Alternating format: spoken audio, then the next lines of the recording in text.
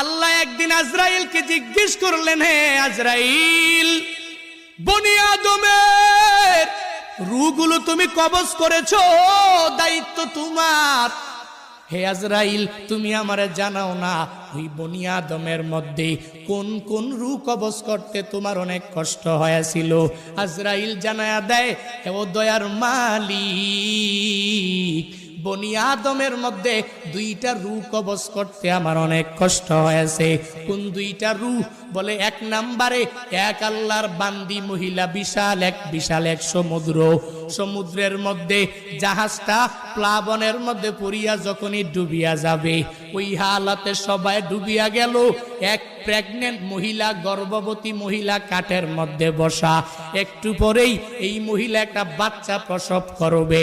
তোমার কুদরতের কারিশমা, ওই কাঠের উপরেই আল্লাহর বান্দির একটু পরে প্রসব হয়ে গেল।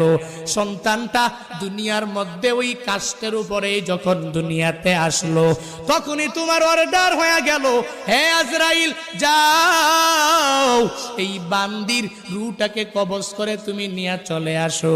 আমি যখন ওই কাঠের উপরে ঝুলন্ত ওই মহিলার রূহটাকে কবজ করার জন্য যখন আমি চলে গেলাম, আমার মনের মধ্যে অনেক কষ্ট ওই সময়ে লেগেছিল।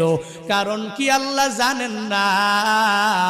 কারণ হলো এই কাঠের মধ্যে যে এই বান্দি সন্তানটা, ওই সন্তানের কি উপায় হবে, কই যাবে? কারণ দুনিয়াতে তার মা থাকবে না।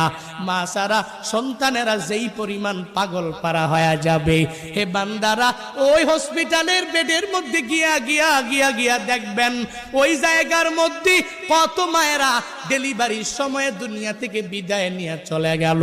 সন্তানেরা কত কষ্ট করে লালিত পালিত হয়ে গেল, কারণ দুনিয়াতে মা নাই।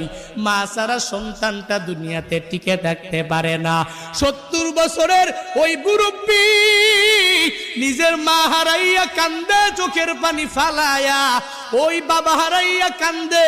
কারণ বান্দা তো জানে আমার নাতি নাতনির অভাব নাই, এই দুনিয়াতে আমার ছেলের অভাব নাই, এই দুনিয়াতে আমি সব কিছু দুনিয়াতে পাইয়া গেলাম, এখন আমার কোনো কিছুর অভাব নাই। কিন্তু আমার মা ছাড়া আমার এতিম অবস্থা হয়ে যায়, আমার বাবা ছাড়া আমার এতিম অবস্থা হয়ে যায়। সন্তানটা বড় হয়ে গেল, এরপরেও মা ছাড়া চলতে পারে না। মা যার নাই, মনে হয় ঘরের মধ্যে কোনো একটা নাই। যার বাবা নাই, ওই বান্দা পূর্ণাঙ্গ ভাবে বলতে পারে, মনে হয় ঘরের মধ্যে টাকা আছে, সন্তানেরা আছে, বউ আছে, স্ত্রী আছে, পুত্রবধূ আছে।